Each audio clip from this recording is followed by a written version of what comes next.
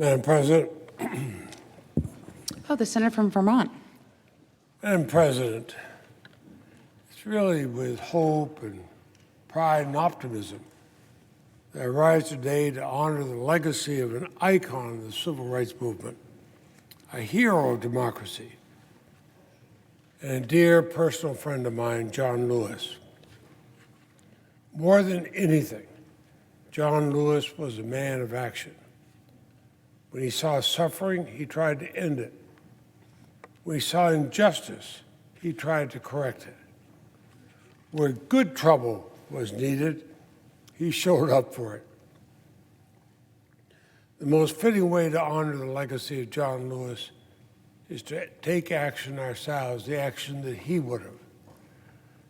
So it's with pride that today I introduce the John Lewis Voting Rights Advancement Act of 2021. It's a vital piece of legislation to restore the landmark Voting Rights Act. Now, this legislation is a culmination of many months of tireless work across the halls of Congress, back and forth between the House and the Senate. But that's exactly what Congressman Lewis would have wanted to see. That work began by building the record and telling the story of the current conditions for voters across the country. But what did that record show? A shocking picture.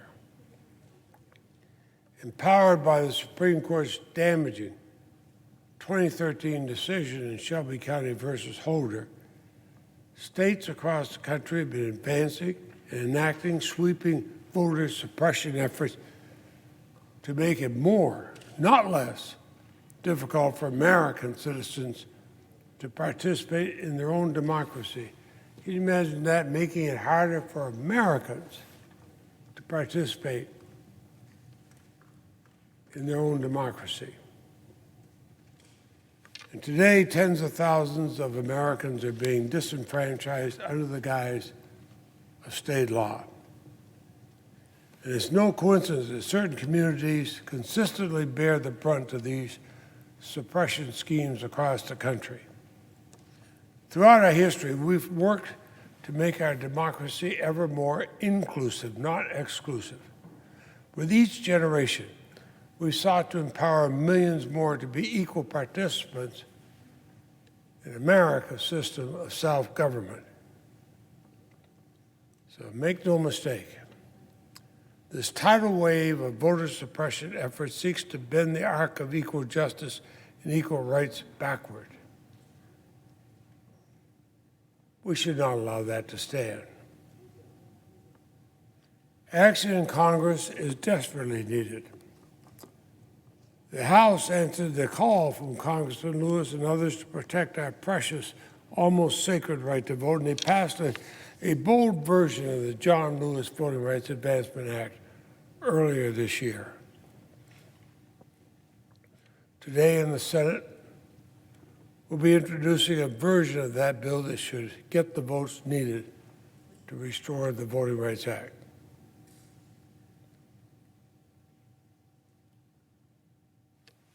Microphones on up there. Do they have their microphones on? Okay.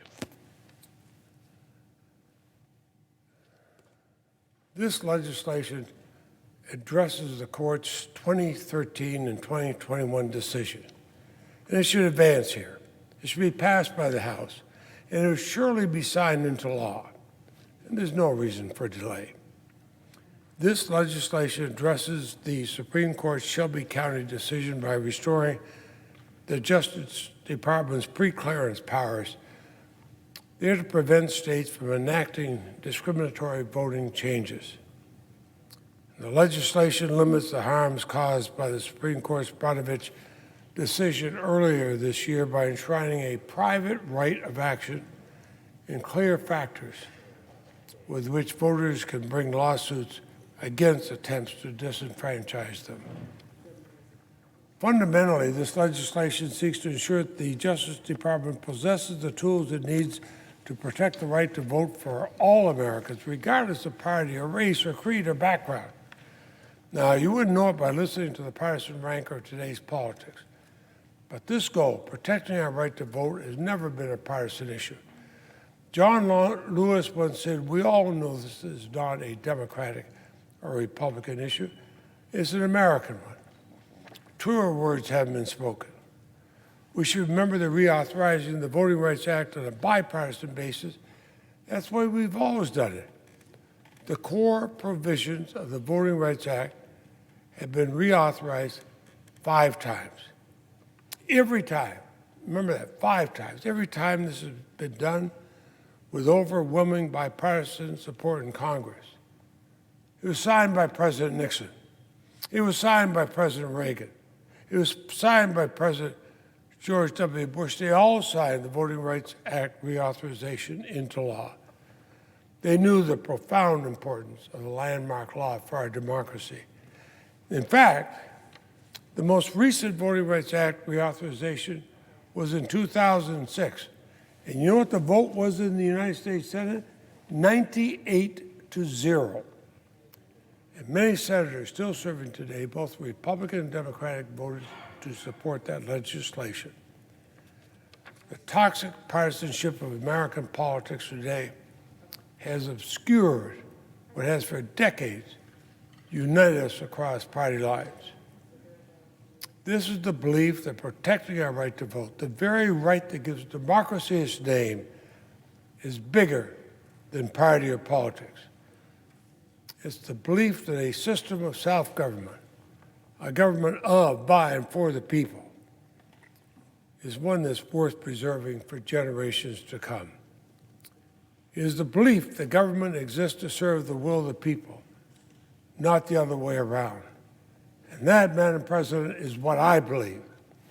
And so today I hold the memory of John Lewis, of his advocacy, of his passion, of his zealous belief that we can appeal to our better angels to urge all senators, regardless of party, to join me in restoring and reauthorizing the Voting Rights Act.